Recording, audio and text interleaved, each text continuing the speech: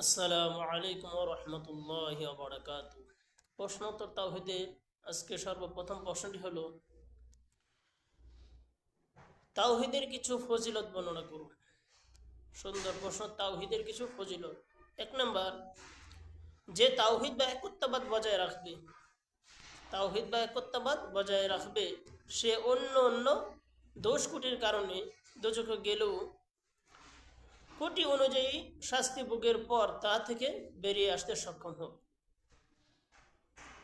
চিরকাল দোজখে থাকতে হবে না, তার অপরাধের কারণে চিরকাল দোজখে থাকতে হবে না। দুই নাম্বার, তাওহীদের মানদণ্ডে বান্দার সমস্ত কাজ বিচার বিশ্লেষণ করে সওয়াব দেওয়া হবে। তিন নাম্বার, কেবলমাত্র তাওহীদ পরিপন্থীরাই আল্লাহর সাহায্য ও বিজয় লাভ করবে। তারা ইজ্জত ও সম্মানের অধিকারী হবে, হেদায়েত প্রাপ্ত হবে, হেদায়েত পাবে। তারা সার্বিক কল্যাণ অর্জন করবে।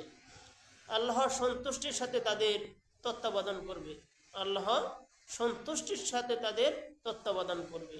চার নাম্বার, আল্লাহ সুবহানাহু ওয়া তাআলা তাওহীদপন্থী ইমানদারদেরকে দুনিয়াতে বিপদ আপদ মুক্ত রাখবেন, আর পরকালে তারা লাভ করবে উত্তম জীবন। তারপরের প্রশ্নটি হলো, তাওহীদের হাকিকত অর্থাৎ তাৎপর্য কি? যে তাওহীদের তাৎপর্য অনুধাবন ও অনুসরণ করবে সে কি পুরস্কার পাবে?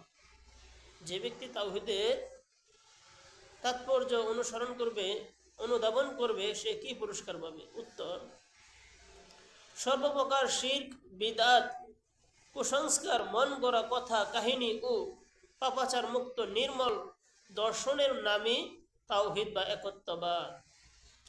আর জেনে বুঝে তাওহীদের শিক্ষানুযায়ী জীবন যাপন করতে হবে।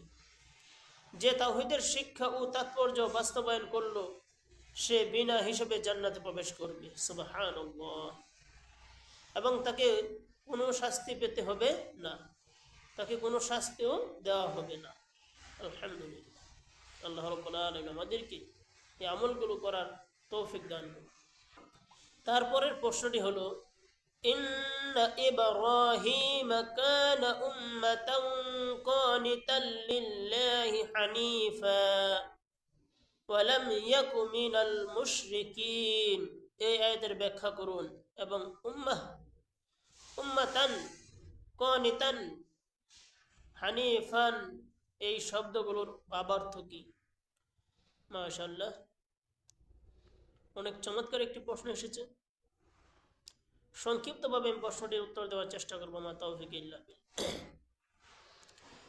ইন্না ইব্রাহিম কানা উম্মাতান কানিতাল লিল্লাহি হানিফা ওয়া লাম ইয়াকু মিনাল মুশরিকিন।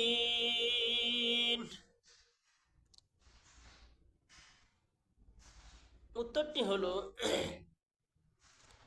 আল্লাহ ইব্রাহিম আলাইহিস সালাম এর যে কয়েকটি গুণ বৈশিষ্ট্যের উল্লেখ করেছেন, যা সত্যিকারের তাওহীদের লক্ষ্য ও উদ্দেশ্য, যা সত্যিকারের তাওহীদের লক্ষ্য ও উদ্দেশ্য। যেমন এক, ইব্রাহিম আলাইহিস সালাম ছিলেন উম্মতের অনুসরণীয় বৈশিষ্ট্যের অধিকারী, সফল ইমাম ও শিক্ষক। দুই, তিনি ছিলেন সর্বদাই আল্লাহর আনুগত বান্দা। তিন, তিনি ছিলেন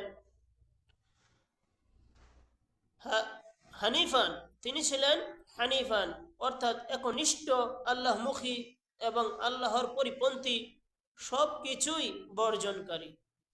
চার, তিনি কথায়, কাজে ও বিশ্বাসে মুশরিক ছিলেন না এবং পরিপূর্ণ ইসলামের সাথে শিরক মুক্ত সত্যিকারের বিশ্বাসীদের অধিকারী, সত্যিকারের বিশ্বাসের অধিকারী। আল্লাহ সুবহানাহু ওয়া তাআলা আমাদেরকে হেদায়েত দান করুন। আমাদের জীবন যেন ইসলামের পথে পরিচালনা করতে পারি মৃত্যুর আগ পর্যন্ত, এবং মৃত্যুর শেষ সময় যেন ইমানের সাথে মৃত্যুবরণ করতে পারি, সেই তৌফিক আল্লাহ তাআলা নসিব করুন। আমিন। ওয়া আখিরু দাওয়ানা আনিল হামদুলিল্লাহি রাব্বিল আলামিন।